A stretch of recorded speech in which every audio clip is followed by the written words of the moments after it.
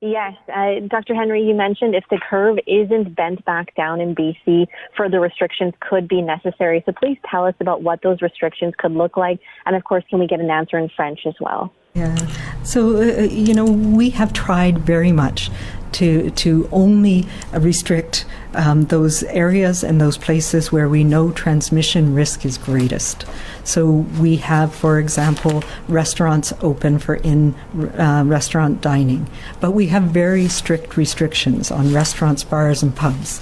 Around how many people, barriers, mask wearing, hours of operation, and the Restaurant Association will tell you that these are very stringent restrictions because we know that those are required to prevent transmission.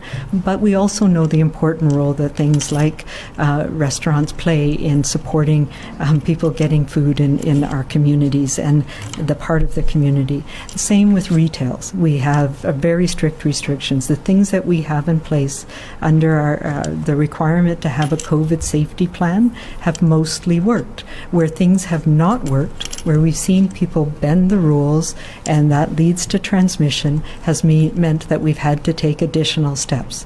We saw that with nightclubs. We saw that with some sports venues where it was the before and after where people were coming together and socializing and spreading the virus.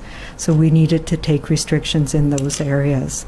If we find that people are trying to bend the rules to suit their own needs right now, that is going to mean that transmission will continue in our communities, and we'll have to look at additional ways to prevent that. So I can't tell you exactly what right now, but we need to all pay attention to the fact that we are in the second incubation period from a time where people took license to travel, took license to be with others, and we've seen that has led to transmission. We had a blip and we've now leveled off, but we're still at a very high level, and it is those same things. It's those traveling, it is having social interactions that aren't protected.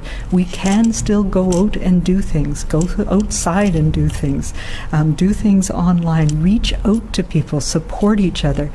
But now, more than ever, we need to pay attention to those environments where we're in close contact with crowds, when we're talking loudly, when we're not wearing masks, when we're not keeping our distance, when we're inside in particular.